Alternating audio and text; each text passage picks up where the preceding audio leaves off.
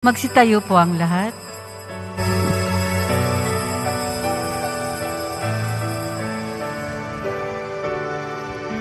Hihinang Panginoon,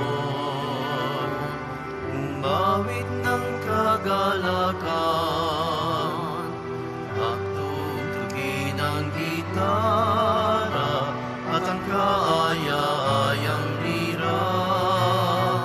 Ipanin niyo ang trumpeta sa ating pagkabagabag. Sa Diyos tayo'y tumawag, sa ating mga kaaway, tayo ay Kanyang iniligtas. Purihin ang Panginoon, umawit ng kagalakan, at tugtugin ang gitara at ang kaaya-ayang lira. Ipanin niyo ang trumpeta. Sa ngalan ng Ama, at ng Anak, at ng Espiritu Santo, Amen. sumainyo ang Panginoon. At sumaiyo rin. Ang banal na misa ay napakagandang pagkakataon upang tayo tumanaw ng utang na loob sa mga malalaking mga biyayang ibinubuhos sa atin ng isang napakabait na Diyos. Hindi tayo karapat-dapat sa Kanyang dakilang pag-ibig. Tayo'y Kanyang inaalagaan. Lagi niya tayong kinakalinga at ginagabayan dahil minamahal niya tayo at mahalaga tayo sa buhay niya.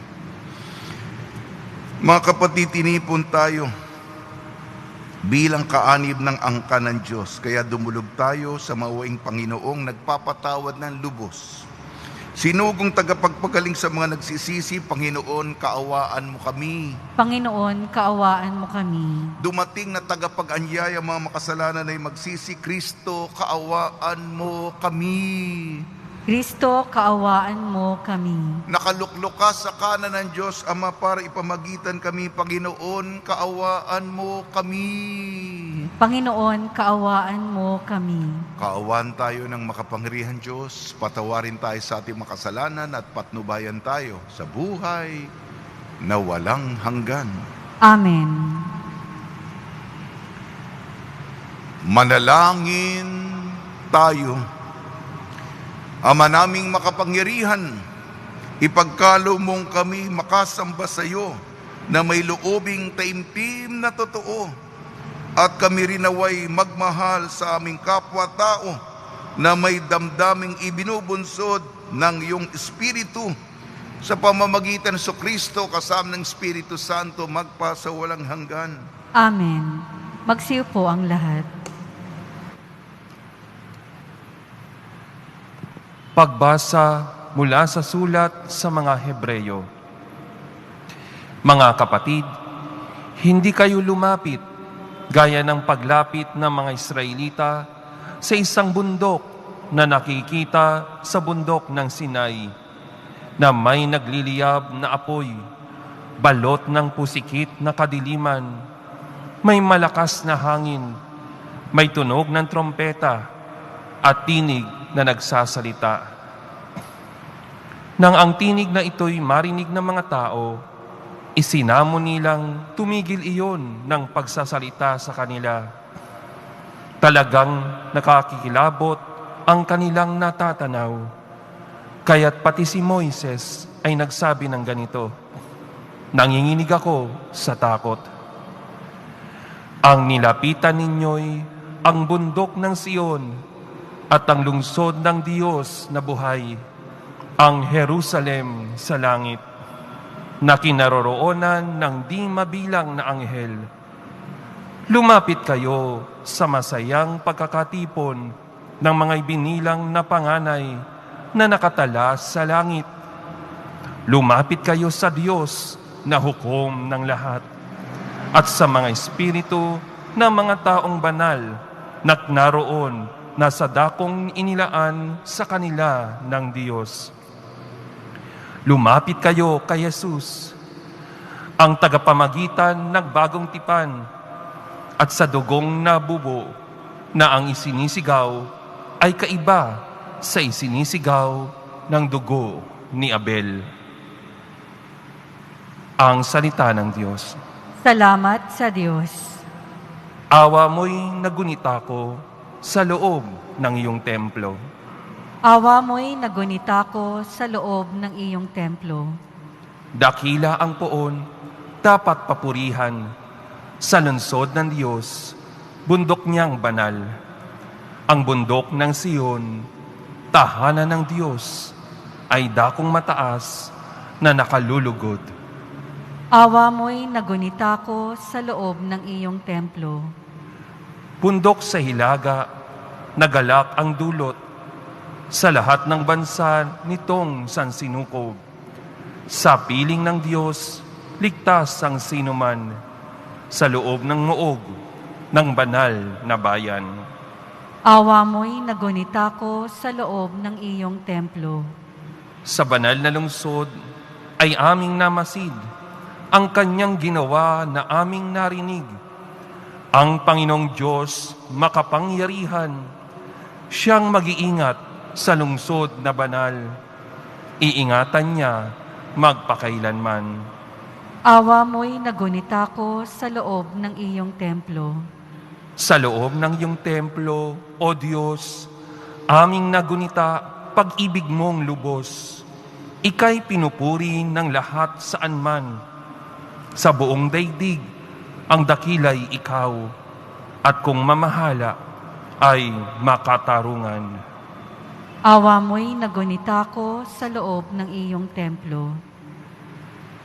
Magsitayo po ang lahat. Hallelujah, Hallelujah, Hallelujah.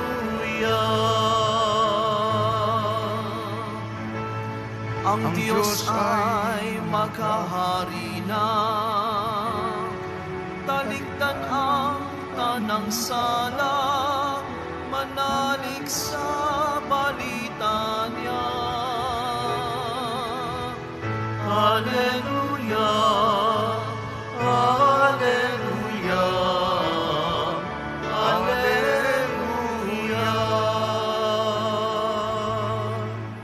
Sumainyo ang Panginoon. At sumaiyo rin. Ang mabuting balita ng Panginoon ayon kay San Marcos. Papuri sa iyo, Panginoon. Noong panahong yun, tinawag ni Jesus ang 12 at sinugong 12. Binigyan niya sila ng kapangyarihan magpalayas ng masasamang espiritu at pinagbilinan. Sa inyong paglalakbay, huwag kayong magdala ng anumang maliban sa tungkod, ni pagkain, balutan, salapi, sa inyong lukbutan o bihisan, ay huwag kayong magdala.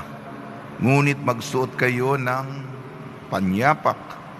Sinabi rin niya sa kanila, at sa alinmang tahanang inyong tuluyan, manatili kayo roon hanggang sa pag-alis ninyo sa bayang iyon.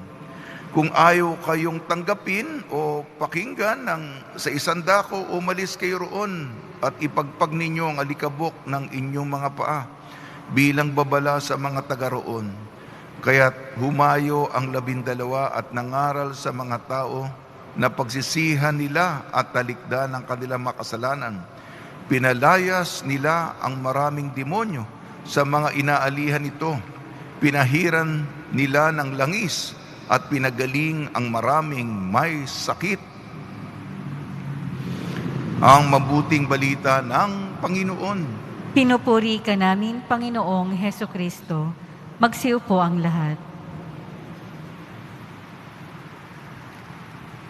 Binabati po namin kayo sa pagpapala, pagbibidisyon, pagbibiyaya, pagkakaloob ng napakaraming grasya mula sa ating butihing Panginoong Senyor. Kamusta ang ating kaugnayan sa Kanya? Hindi lang ito pagsunod, pagsimba. Oh, nagawa ko na ito ha, Panginoon. Check, check. Hindi lang ito padamihan ng gawain, kung hindi, ano ba? Nararamdaman mo yan, alam mo yan, at alam niya kung ano ang kalagayan ng kaugnayan mo sa Kanya. Hindi matatago yan. Palalimin, tulungan tayo ng salita ng Diyos. Sinusubaybayan natin itong mahirap na ipaliwanag na liham sa mga taga-Ebreyo. Kahit kami, nag-aral kami sa seminaryo, nako, talagang magsusunog ka ng kilay upang maintindihan ito. Ang mahalaga, ang sinasabi sa sulat sa mga taga-Ebreyo, si Jesus, ang dakilang saserdote. Basa ang huling linya dito sa ating pagbasa. Jesus, ang tagapamagitan ng bagong tipan, at sa dugo niya, napakahalaga ito. Tagapamagitan, nasa pagitan ng langit at ng lupa, ng Diyos at ang tao, sapagat siya'y totoong-totoong Diyos at totoong-totoong tao. Kaya pinagkakasundo, pinagbubuklod tayo. At ang dugo niya na dumanak, binili tayo, tinubos tayo. Napakahalaga natin. Na magkano ka ba? Binili tayo ng dugo ng Diyos na dumanak sa Kalbaryo. Magpasalamat tayo sa ating ebanghelyo ayon kay San Marcos. Ito, tayo po'y hamak na instrumento. Huwag tayo magyabang. Kala mo kung sino tayo. Pupunta tayo sa misyon. Hindi ito excursion. Excursion. Tingnan mo yung bag mo. May biskwit ka pa. Meron ka pa mga dilata. Meron ka pang mga... Hindi ito excursion. Ang sinasabi dito. Huwag ka nga magdadala ng bagahe. Ang pinapadalang sa iyo ay tungkod. Lalong-lalo para sa mga matatanda na. Baka madapa tayo, may tungkod ka at may panyapa ka, may sandalyas ka. Yung pagkain mo, yung pera mo, yung wallet mo, umasa ka sa Diyos. At ito, walang garantiya. Ano akala mo? Excursion ito? Pupunta ka sa misyon, magbabahay-bahay ka. Pagpasok mo, kumain ka. May nakahanda na dito. Father, kumain ka, meron ditong pansit. Meron kaming, baka yung iba. Sana ganyan. Bibigyan ka ng mga regalo. Huwag kang mag-akala na ganyan. Hindi ganyan ang buhay. Sana nga. Pero alam natin ang buhay, may pagsubok, may pagtitiis, may mga araw na hindi mo araw, hindi po ba? Ang mahalaga, ginagawa natin ito para sa Panginoon. Yung bago lang dito, bago lang pinapadala. Kaya nga, may kasama ka kasi mahina ka. Ano ba gagawin natin? Ano ba gagawin natin? Kaya nga, dala-dalawa kayo para magtulungan kayo. Ang bago dito, mangangaral ka. Sasabihin mo tungkol kay Jesus. Siya ang tagapagligtas natin. Ang sinabi dito, otorisado na kayo magpagaling, May magpapagaling na. At lahat ng gagaling. Malulugi yung mga doktor. Gagaling. Sinabi dito, basa. Pinahira nila ng langis. Ulitin ko po, baka di nyo na ako sa unang beses. Pinahira nila ng langis at pinagaling ang maraming may sakit. Dati, Father, pray over. Sige, Brad, may sakit ka. Anong sakit mo? Mapagaling ka. Dati, dasal lamang. Ito ngayon, may dagdag. May pagbabago na. Siyempre, may pag-uunlad na. Meron pang kailangan umabante ang karya ng Diyos. Gumalaw tayo. Pinahiran nila ng langis. At sa langis dito, yan. Naku. Okay yan Okay po yan Nilalagyan ko ba ng langis sa ulo yan. Para bang nagbibigay ng ginhawa. Totoo naman. Di ba sa medisina, nilalagyan ng langis. Pero hindi lamang ito medisina kung hindi yung simbolo ito ng pagpapabor ng Diyos. Kaya nga, sa Biblia nga, yung binubuhusan ng langis, yung mga hari, di ba? Yung mga pinili, ang Diyos ay suma sa iyo. Yan ang kahalaga niyan. Pagnilayan po natin yan. Sa tulong ni Maria, ni San Jose, mga santong tumutulong tuwing may pandemya, si San Roque, ayan, binibigyan ko ng diin para matapos na itong pandemya. Bumababa na sa National Capital Region. Sige po. Dahil po to sa mga dasal natin. Salamat Kasi binahagi ko to sa mga kaibigan natin yung ating katatapos na trastasyon. Di ba sinabi, kayo super spreader, may spike. Surge. Kasi tayong mga deboto, imbis na tumaas, bumaba pa. Yung mga pababa na. Milagro ito ng Nazareno. Kilalanin natin yan. Kilalanin natin yan. Para bang hindi kayo naniniwala. Di na naman kayo naniniwala. Parang may lumalaban sa kalooban. Di ba? Milagro. Ngayon. Sa pandemyang ito, hindi lang ito hindi lang ito, narinig na natin sa Biblia ngayon. Milagro ng Nazareno. Nakaganyan pa kayo. Maging bukas ka. Nangyayari ngayon ang milagro ng Nazareno. Paggagalingin tayo. Amen.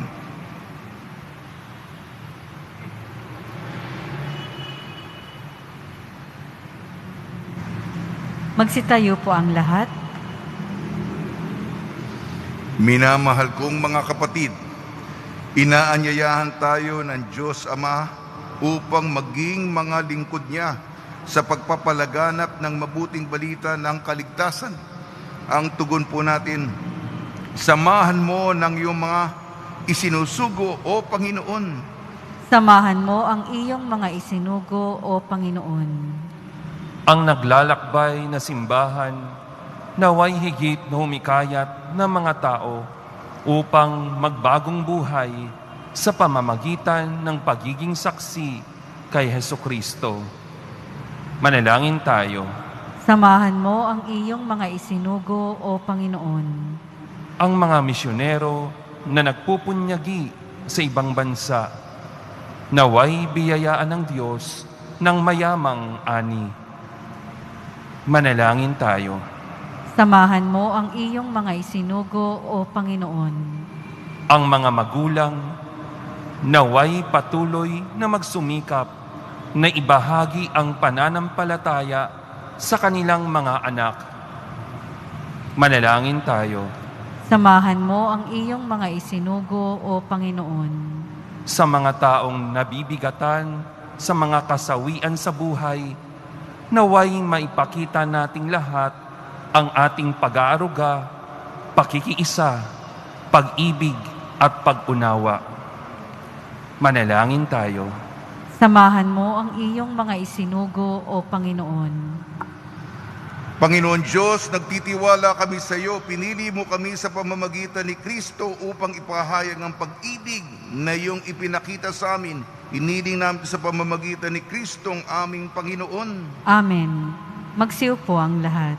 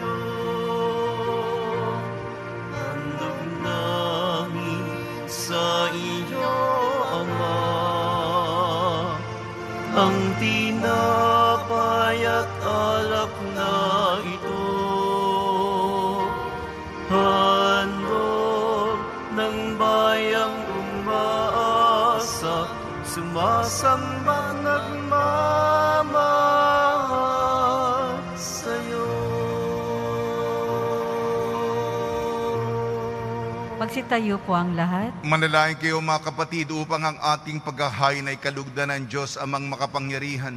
Tanggapin nawa ng Panginoon itong paghahain sa iyong mga kamay, sa kapurihan niya at karangalan, sa ating kapakinabangan at sa buong sambayanan niyang banal.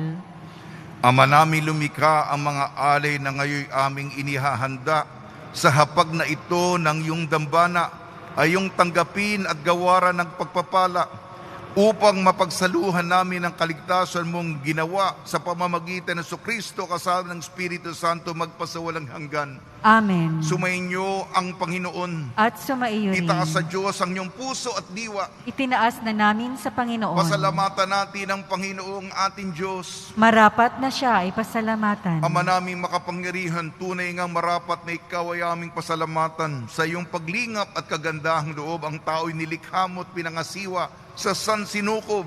Sa hangad mong siya'y iwastong lubos, siya'y pinagdusa mo sa kanyang pagtalikod. Sa iyong paggiliw, iyong ipinahintulot na makabalik siya sa pamamagitan ni Kristo Jesus. Kaya kaisa ng mga anghel na nagsisiawit ng papuri sa iyo nang walang humpay sa kalangitan, kami nagbubunyi sa iyong kadakilaan. Santo, Santo, Santo, Panginoong Diyos ng mga hukbo, napupuno ang langit at lupa ng kadakilaan mo, o sana sa kaitaasan. Pinagpala ang naparirito sa ngalan ng Panginoon, o sana sa kaitaasan. Magsiluhod po ang lahat. Ama naming banal, ikaw ang bukal ng tanang kabanalan. Kaya sa pamamagitan ng Espiritu, gawin mong banal ang kaloob na ito upang para sa amin maging katawan at dugo ng aming Panginoong Jesucristo. Bago niya pinagtiis ang kusang loob na maging handog, hinawakan niya ang tinapay, pinasalamatan kanya, pinaghati-hati niya yun, iniabot sa kanyang malagad at sinabi, tanggapin ninyong lahat ito at kanin. Ito ang aking katawan, nihahandog para sa inyo.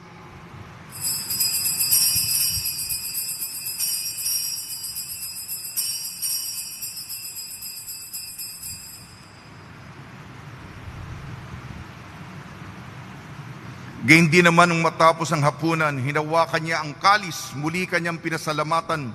Iniabot niyang kalis sa kanyang malagad at sinabi, tanggapin ninyong lahat ito at inumin itong kalis ng aking dugo, ng bago at walang hanggang tipan. Ng aking dugo na ibubuhos para sa inyo at para sa lahat. Sa pagpapatawad ng mga kasalanan, gawin ninyo ito sa pag-alala sa akin.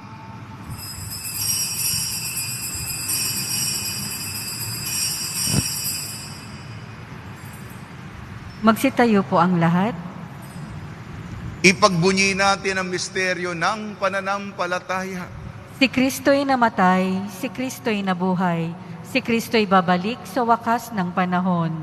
Ama, ginagawa namin ngayon ang pag-alala sa pagkamatay at muling pagkabuhay ng iyong anak. Kaya't iniaalay namin sa iyong tinapay na nagbibigay buhay at ang kalis na nagkakaloob ng kaligtasan. Kami nagpapasalamat dahil kami minarapat na tumayo sa harap mo para maglingkod sa iyo. Isinasamo namin kami magsasalo-salo sa katawan at dugo ni Kristo ay mabuklod sa pagkakaisa sa pamamagitan ng Espiritu Santo. Amalingapin mo yung simbahang laganap sa buong daigdig. Puspusin mo kami sa pag-ibig kaysa ni Francisco na aming Papa, ni Broderick na aming tagapangasiwa at ng Tanang Kaparian. Alalahanin mo rin ang mga kapatid namin na himlay, na may pag-asang sila'y muling mabubuhay, gayon din ang lahat ng mga pumanaw. Kaawan mo sila at patuloyin sa iyong kaliwanagan. At sa mga lahat ng mga namatay sa panahon ng pandemya, maglaan tayo ng ilang sandali, sumalangit nawa ang ating mga kapatid na namatay sa kapanahonang ito.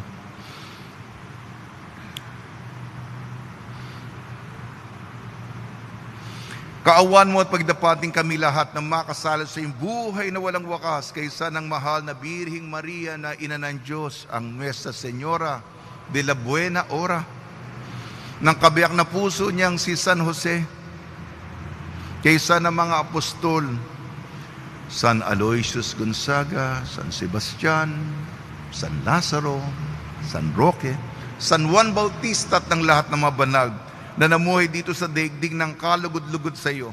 May pagdiwang nawa namin ng pagpupuri sa ikararangal mo sa pamamagitan ng anak na aming Panginoong Hesukristo. Sa pamamagitan ni Kristo, kasama niya at sa Kanya ang lahat ng parangal at papuri ay sa iyo, Diyos ang mga makapangyarihan kasama ng Espiritu Santo, magpa sa walang hanggan. Amen. Sa tagubili naman nakakagaling na utos sa turo ni Jesucristo na Panginoon natin at Diyos, ipahayag natin ng lakas loob.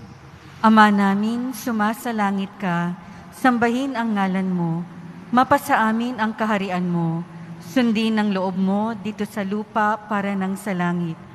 Bigyan mo po kami ngayon ng aming kakanin sa araw-araw at patawarin mo kami sa aming mga sala para nang pagpapatawad namin sa nagkakasala sa amin. At huwag mo kaming ipahintulot sa tukso at iadya mo kami sa lahat ng masama. Hinihiling namin kami iadya sa lahat ng masama, pagkalooban ng kapayapaan, araw-araw iligtas sa kasalanan at ilayo sa lahat ng kapahamakan. Samantalang aming pinananabikan ang dakilang araw ng pagpapahayag ng tagapagligtas naming si Jesucristo. Sapagkat iyo ang kaharian at ang kapangyarihan at ang kapurihan magpakailanman. Amen. Panginoon Jesucristo, sinabi mo sa mga apostol, kapayapaan ang iniiwan ko sa inyo, aking kapayapaan ang ibinibigay ko sa inyo. Tungyan mo ang aming pananampalataya at huwag ang aming mapagkakasala. At pagkalooban mo kami na kapayapaan at pagkakaisa, ayon sa iyong kalooban, kasama ng Espiritu Santo, magpa sa walang hanggan. Amen. Mga kapatid, mga kaibigan, so niyo po ang kapayapaan ng ating Panginoon. At sumaiyo rin. Magbigayan po tayo ng kapayapaan sa isa't isa.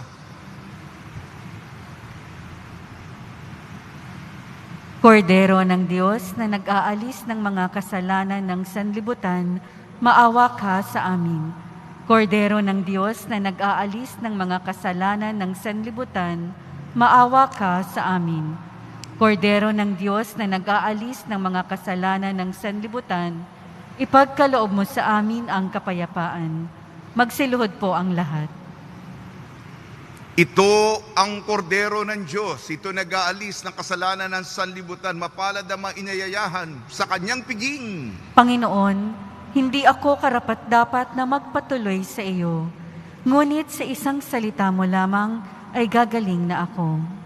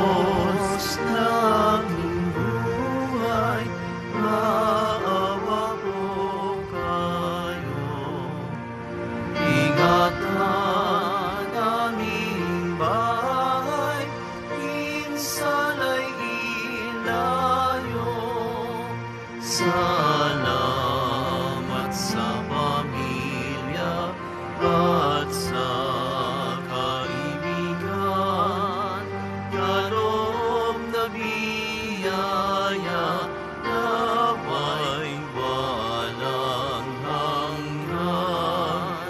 May sakit, pag-alingin, hirap ay mapawi. Amin pong panalangin, langit ay mapawi.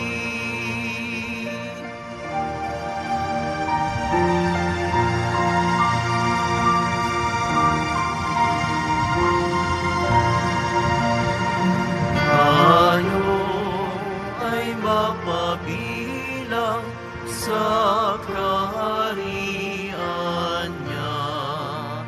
Araw ng bagong silang, lugar ng ligaya, kapiling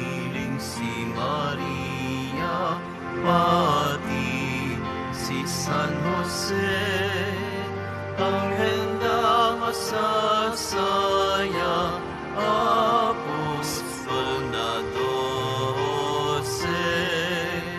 Poong Senyor purihin, paring nasa trono, kanyang alay sa paligid, Viva Nazareno.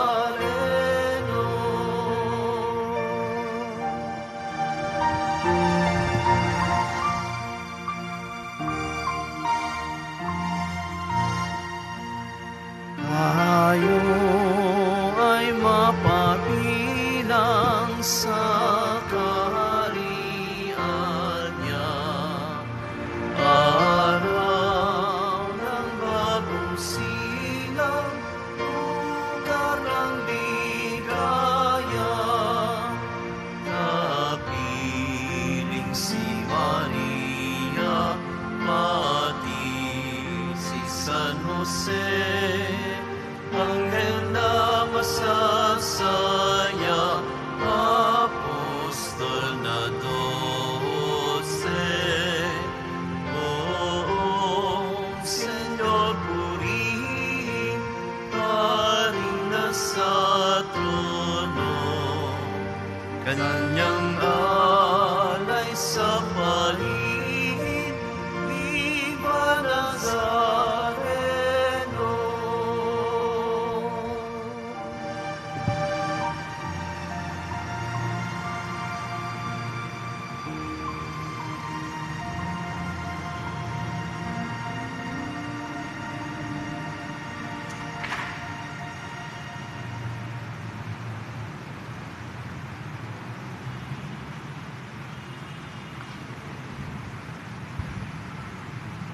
Magsitayo po ang lahat. Manalangin tayo. Ama namin mapagmahal, kaming nagsipakinabang sa piging ng aming kinamtang kaligtasan ay humiling na iyong bigyan kaunlaran sa pananampalatayang wagas kailanman sa tulong ng panubos ng iyong bigay sa pamamagitan sa Kristo kasama ng Espiritu Santo magpasawalang hanggan. Amen.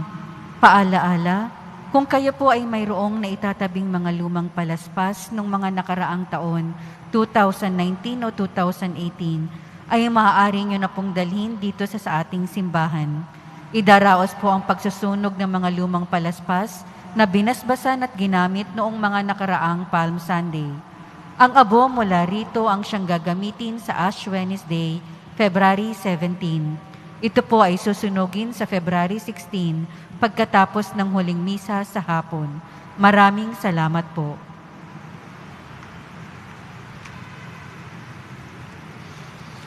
Panalangin kay San Roque. O pinagpalang San Roque, pintakasin ng mga may karamdaman, lingapin mo po ang aming mga kapatid na nasa banig ng karamdaman.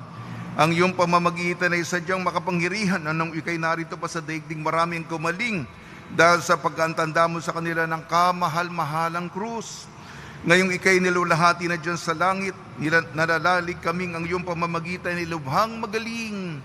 Ialay mo po sa Panginoon Diyos, yaring aming mahinaing, sa tulong po niya ay makamit ang kagalingan ng aming kaluluwa at katawan, pakundangan sa mahirap at sakit ng Panginoon Kristo at niyo po mga panalangin.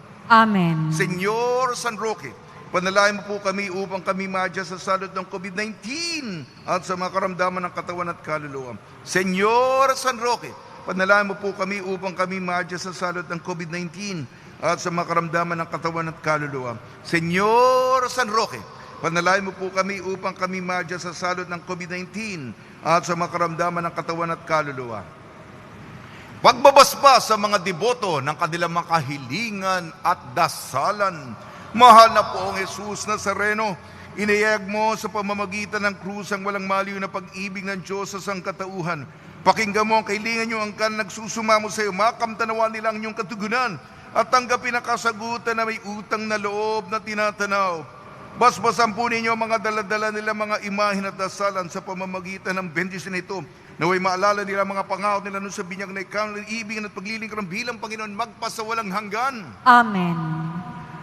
Araw-araw ako nagbibigay ng ulat. Bukas ay First Friday. Ihanda natin ang ating mga puso.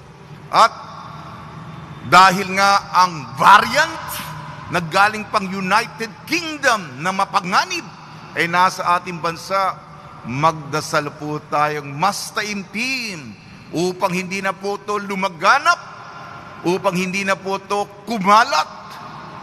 Tuloy-tuloy po ang ating pagbibigay ng ayuda sa mga individual na nangangailangan. Tuloy-tuloy po yan. At ating mga soup kitchen sa mga komunidad. Yung mga nagbibigay ng cash donation, maraming salamat po. At yung kahapon, 1 sack of rice, 25 kilos, 5,000 pieces. Nazareno Estampita, 70 pieces face shield, 140 kilos tilapia, 10 kilos bangus. Salamat po sa inyong kagandahang loob. Sumainyo ang Panginoon At sumaiyo rin. at pagpalain kayo ng makapangyarihan Diyos, Ama, Anak at Espiritu Santo. Amen. Paglayin po ninyo sa inyong pag-alis ang kapayapaan ni Jesucristo. Salamat sa Diyos.